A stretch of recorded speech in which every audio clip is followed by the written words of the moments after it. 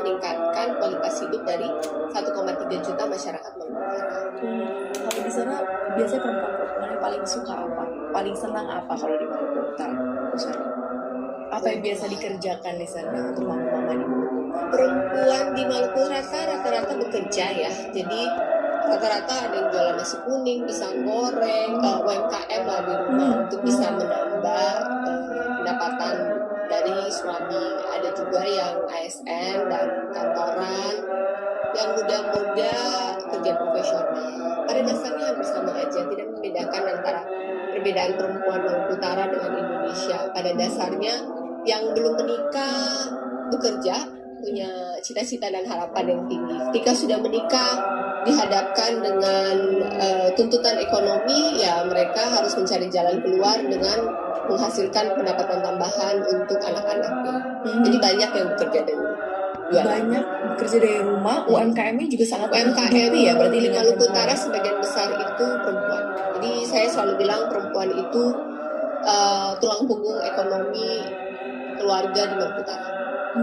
Karena mereka harus cari side hustle buat menambah pendapatan rumah tangganya. Apa yang bisa dilakukan akhirnya masuklah ke sana gitu ya. Sejauh ini kalau untuk pengembangan perempuan di Maluku Utara, apa sih visinya Bu Sherly so far? Saya punya 3 program prioritas. Yang pertama adalah gratiskan dulu ya pendidikan dan kesehatan. Itu sudah saya lakukan di 100 hari pertama kerja.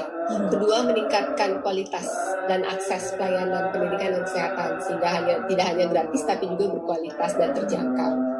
Program yang kedua adalah memperkuat kapasitas ekonomi pemberdayaan perempuan, karena perempuan yang berdaya anak terlindungi. Dan yang ketiga adalah pencegahan kekerasan pada perempuan dan anak. Ini menjadi 3 PR utama dalam 5 tahun ke depan.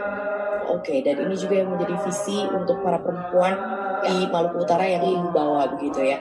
Ibu sebagai salah satu dan nomor 3 begitu ya, pemimpin daerah perempuan begitu.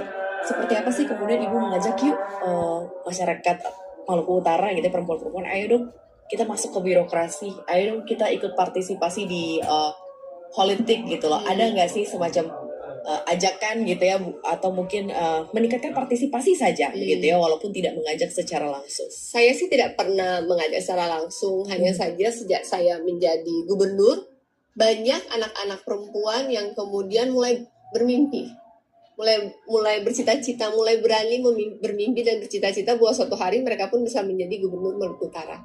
Karena saya sudah membuka pintu untuk mereka.